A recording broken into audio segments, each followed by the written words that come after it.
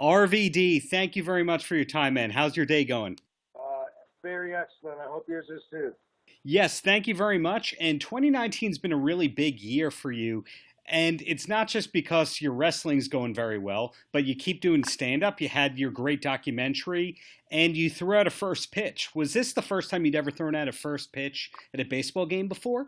It was, and the night before I was thinking, damn, it's probably been since high school since I've thrown a ball. And so at the dog park, I picked up a tennis ball and said, maybe I should practice a couple times. I threw it like 3 or 4 times. Each throw got better. And I said, all right, I'm good to go.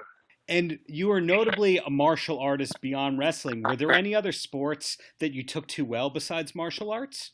No, not really. The sport of kickboxing is what I did, and then I studied different martial arts to supplement and train for that. But once I knew that I wanted to be a pro wrestler, which was probably around 16 years old, somewhere around there.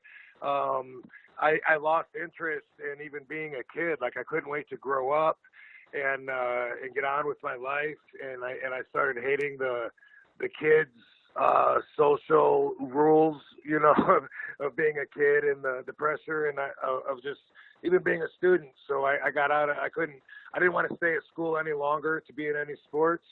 And I got into martial arts to supplement that, and kickboxing because I wanted to be a wrestler. I actually didn't even realize that I was athletically gifted until I've been wrestling for like 6 or 7 years.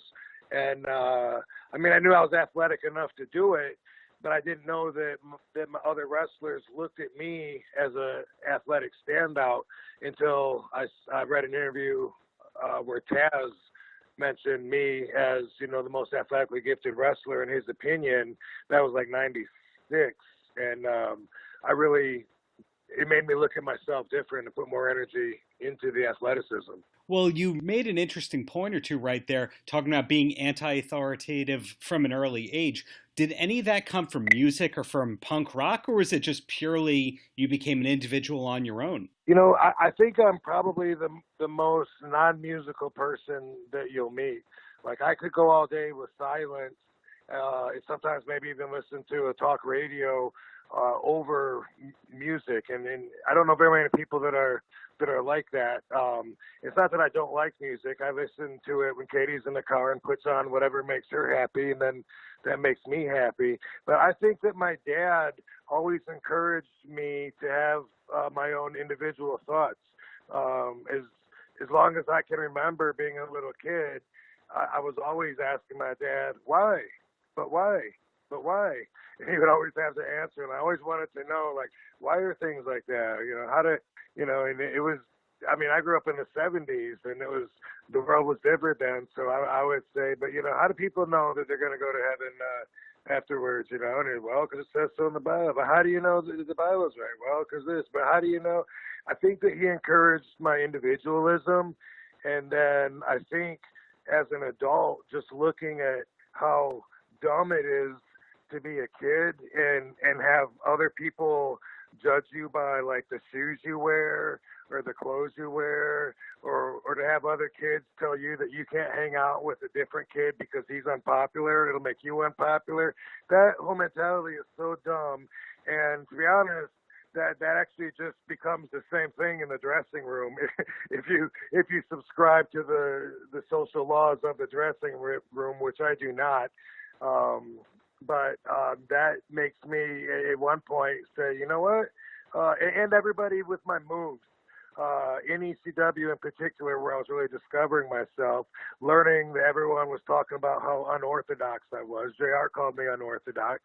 Everyone was saying how different my moves are and my laid back attitude. I just really at one point started saying I really like being different, especially when I look at the majority of sheeple and I see qualities that I don't want. I see lives that have things in them that I don't want for mine.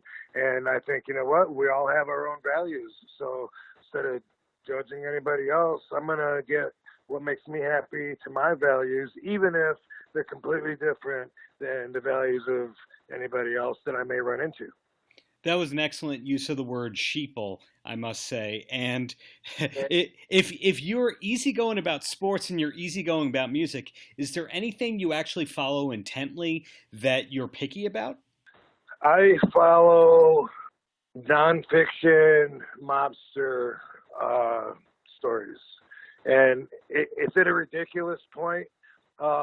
There's always something I think that I have to geek out in. Like as a kid, as a comic book fan, I had to have every single issue of Ghost Rider, every cameo that he did in any crossover issues, every toy of him, and so I had like an obsessive, or more like a collector's mentality, I think, towards something like that. It became Greek mythology in high school. I had to know everything, and I stole all the library books from my school, which I just sent them back within the last year, by the way, when I moved to the high school from '89 with an apology. And I also am into, it was Hollywood history, and Hollywood history became about mobster history because Bugsy Siegel was part of Hollywood history, and then he came over to Las Vegas, in the early 40s, and I just, for some reason, that's my go-to. Nonfiction, La Cosa Nostra related mafia stuff. I watch a ridiculous amount of documentaries and read a ridiculous amount of books, even though I've seen them, and there's nothing that I haven't seen that's out. So I take it that you're looking forward to the movie The Irishman? I definitely am. I really am. I guess if it's on Netflix, I'll have to get Netflix because I don't even have that. But I've been looking forward to that for a long time. I really liked the book when I read it. The author Charles Brandt is a good author. He does some good mafia books. And Frank Sheeran's story is fascinating. That's his side of the story. I mean, Jimmy Hoffa, that whole area is always fascinating. And I only know nonfiction history as it's reported, of course, because everyone's got their own side of the story, and I read a lot of conflicting facts, from different books and stuff. And here, he's Frank Sheeran's one of several guys that says that he killed Joey Gallo. Richard Kuklinski, the Iceman, being another man who says that he killed Joey Gallo, and most popular belief is that it was neither of them. So anyway, Goodfellas and Casino got to be my two favorite movies. Casino the most, just because I'm a West Coast dude, and I love, Vegas and the Chicago mob, but Martin Scorsese, mobster movie, I'm in. That makes a lot of sense to you moving to Vegas, I would imagine. Do you actually spend time in casinos, or is it when you're not busy working, you stay home? Yeah, I mostly stay home, and I like the idea of being out more. When I do go out, I'm happy to be out. Katie and I are always, when we go out, she's always got to hear me saying, man, I need to get out more.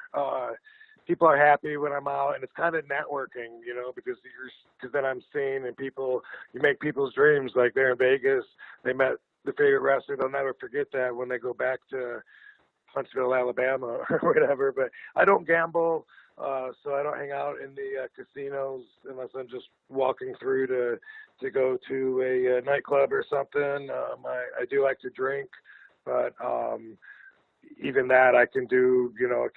I can. Certain weeks I could drink a lot, and other weeks maybe I'm not drinking at all. So I love everything about Vegas. The weather, I love the house that I live in, love living with Katie. The Vegas is like a small community in the way that, like, once like the bouncers that work at clubs, they all know each other and can get in all the clubs, and everything's so close. It's easy to get to. It's like a grid. And there's so many different areas too. And there's areas people have never seen in Vegas. There's actually lakes, and I don't mean way out there. I mean like right on Sahara Boulevard. There's a neighborhood with a huge lake, and the right houses on it. I had no idea, but love the city, and I'm loving life. And I believe you have some upcoming gigs at Hooters Casino. You've found success in doing your one-man shows, doing stand-up, however you want to call it. Were you a historian in comedy, or really is nonfiction history it when it comes to what you study? The Hooters thing is you're looking at something old with the Hooters thing, but sometimes I go up on stage. I am going to go up on stage on Wednesday, the night before we are doing the TV tapings. So that would be the 4th, and I'm just going to pop up. This won't be like a highly advertised RVD special because I'll go up on stage. And sometimes I do like an hour and 15 minutes, and it is comedy. I was inspired by stand-up comedy as a kid, like before I wanted to be a wrestler. So I'm not like one of the wrestlers that's using my fame to just go and tell wrestling stories, And I'm not saying I hold back from them if something funny, comes to mind. But even as a kid, when I would watch stand-up comedy, I always figured someday I'm going to go on stage, like on open mic night or something like that. Just so happens to be that I'm a superstar first, and so when I do it, it gets some attention. But I enjoy doing it. I have a really dry sense of humor. I grew up watching Bob Hope. I loved Stephen Wright, and he's one of my. He's always been my favorite. Stephen Wright. It's what is what they in the comedy business call intelligent humor. If you don't know who Stephen Wright is, some of his jokes are just like they make you think, and he's so dry. He says he bought powdered water, he didn't know what to add. Spilled spot remover on his dog disappeared, and that's the kind of like my humor is something that I don't take serious. It's it's stupid, but it's fun, and I do that sometimes. I'm not aggressive about doing anything because, as you mentioned, I usually stay home. Right, and I'd imagine that in turn you were a big fan of Mitch Hedberg. If you were a Stephen Wright fan like that.